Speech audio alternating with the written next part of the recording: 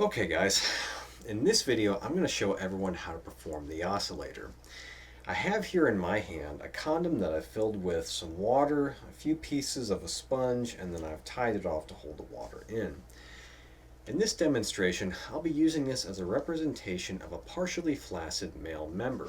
To perform the oscillator, you want to obtain just enough engorgement to fill your chamber with blood a little under halfway, so that way you have something to move around through your spongy tissues and cause an internal cyclic stretch without unsafely elevating internal pressures.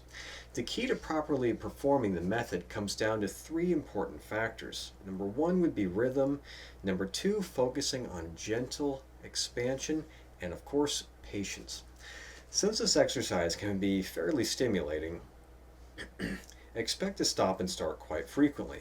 This exercise should only be used on a partially engorged member. Anything beyond this and you risk elevating internal pressure to unsafe levels and causing damage to your capillary beds. Alright, so what you want to do is grab towards the base and then grab towards the head just underneath, and then start alternating your squeeze. What you're doing is you're literally making blood rush back and forth through your arterial system inside your corpora chambers. Now the great thing about this is, yes, you're causing a shear stress-based stimuli along the internal parts of your corpora chambers, absolutely.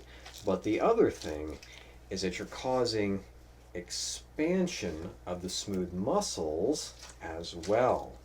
It's a real combo. I really like this exercise quite a bit. Alright, let's see, where was I?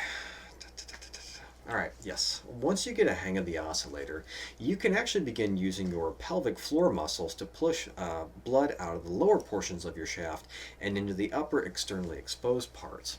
It's then that this method really takes on a whole new level of effectiveness and really begins to stand apart from other expansion-based exercises. Okay guys, just to make sure everyone can start mastering the exercise, I'm going to go ahead and step closer to the camera so everyone can get a better view of my hands. Alright. Though some benefit can be had from moderately increasing the pace of this rhythmic squeeze, I can't stress enough how important it is to stay focused on being mindful of pressure and how blood moves back and forth through the corpora cavernosum. Similar to the Angion method, the oscillator is another shear stress-based exercise. This means that this technique is not only stimulating smooth muscles every time a portion of your member expands or contracts, it's also directly stimulating the glycocalyx lining your spongy tissues. Essentially, this exercise helps to begin targeting your internal capillary beds and start improving the overall health of your internal collagen and elastin-based structures.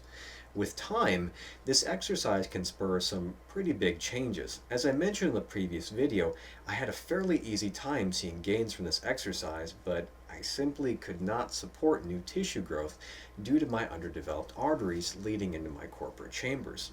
Now, however, I've recently seen my stretched flaccid length grow tantalizingly close to 8.5 inches. I'm pretty excited for the future, and this July where I begin my next growth cycle. Even if I only see a third of the gains I got from my first go around, I'll already be sporting a real monster.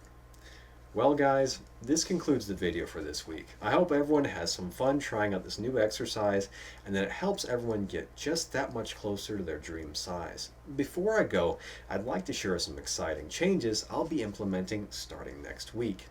A lot of guys have recently messaged me saying they'd love to follow along with my studies and see what kind of books I read on a daily basis. From here on out, every Wednesday, I'll be posting videos titled Reading with Janice, where I share the details about any new topics of interests, books I just can't put down, and a little bit of my personal philosophy along the way. Lastly, guys, thanks for tuning in, and I'll see everyone Wednesday.